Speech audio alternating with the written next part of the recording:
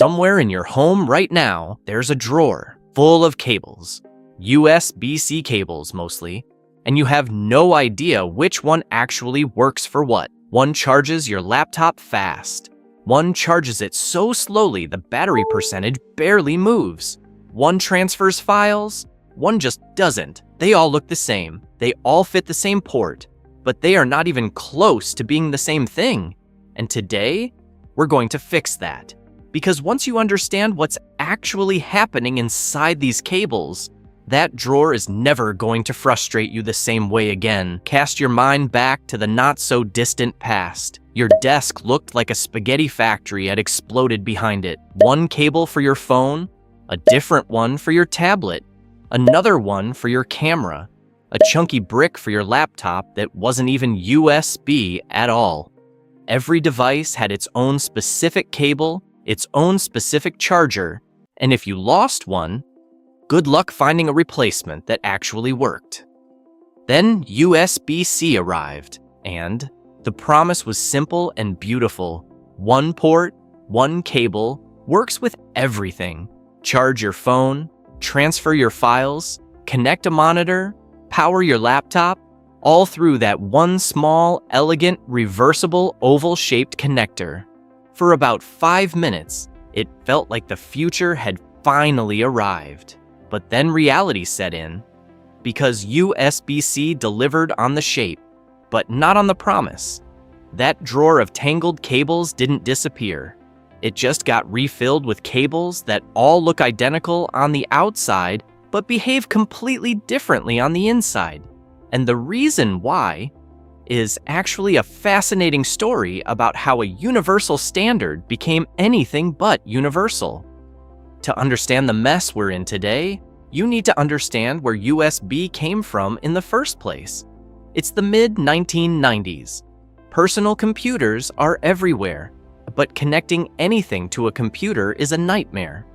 Printers use one type of port, keyboards use another, mice use another, external drives use yet another. Every manufacturer does whatever they want, and consumers are left navigating a jungle of incompatible connectors. A group of technology companies, including Intel, Microsoft, IBM, and others, decided enough was enough. They developed a single unified standard for connecting devices to computers. They called it the Universal Serial Bus, USB Universal, one word that was supposed to solve everything. The original connector, what we now call USB Type A, was that flat rectangular plug you still see on older devices today. It worked, it spread, it became the most common connector on the planet. But as technology evolved, USB had to evolve with it. Devices got faster, files got bigger, laptops got thinner, and that bulky rectangular connector started showing its age. So over the years, new versions appeared. USB 2.0 brought faster data speeds. USB 3.0 pushed them further. Each new version moved more data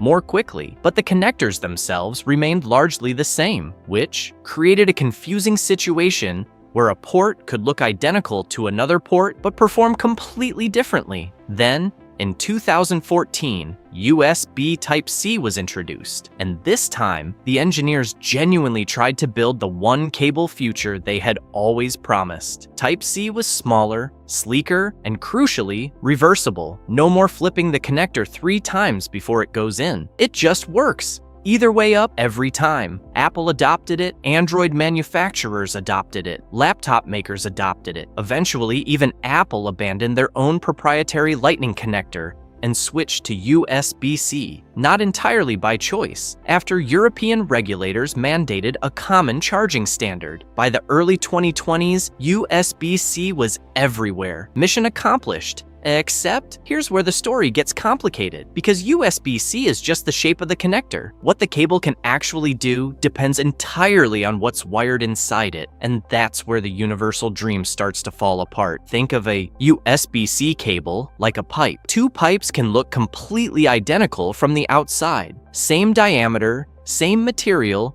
same length, but one might be designed to carry a trickle of water, while the other can handle the full pressure of a fire hose. You can't tell which is which just by looking at them. USB-C cables work the same way. Inside that thin cable are multiple wires, pathways for electricity and data to travel through. And depending on how many pathways are included, how thick they are, and what components are built into the cable, the performance can vary enormously. A basic USB-C cable might include just enough wiring to charge a device slowly and move small amounts of data. It's cheap to manufacture. It technically qualifies as USB-C, but it's essentially the backroad version, functional but painfully slow. A higher-end USB-C cable includes more pathways, more lanes for data to move simultaneously. This is what allows some cables to transfer an entire movie in seconds, while others would take 20 minutes to move the same file. But data speed is only half of the story. The other half is power. And this is where things get genuinely interesting. Modern USB-C uses a system called power delivery,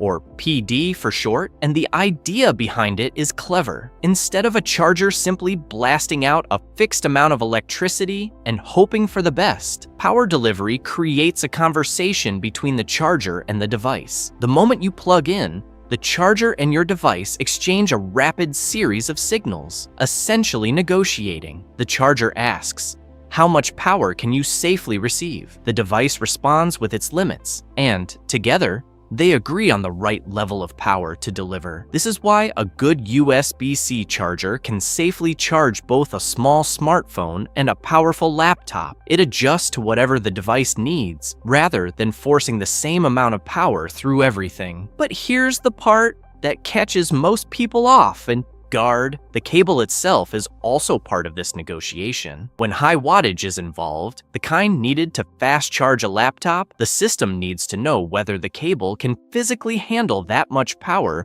without overheating. And to answer that question, it looks for something called an E-marker. An E-marker is a tiny chip embedded inside higher quality USB-C cables. Think of it as the cable's ID card. When the charger asks whether it's safe to send high power, the E-marker responds, "Yes, I'm rated for it, go ahead." If the cable doesn't have an E-marker, if it's a basic, cheaper cable, the system plays it safe and caps the power at a lower level. Your device will still charge, but instead of climbing fast, the battery percentage just kind of hovers, not dropping, not really rising, just sitting there while you wonder if something is broken. Nothing is broken. The system is working exactly as designed. It just doesn't have the right cable to unlock its full potential. And then there's the video output situation, which is a whole other layer of complexity. Some USB-C cables can carry a video signal, allowing you to connect your laptop directly to a monitor or a TV. Others, the majority of cheaper cables, cannot do this at all, even though they fit the same port perfectly, same shape, completely different capabilities, and nothing on the outside to tell them apart. Drop it in the comments. What's the most mysterious cable currently living in your drawer? Because some of the answers to that question are genuinely hilarious.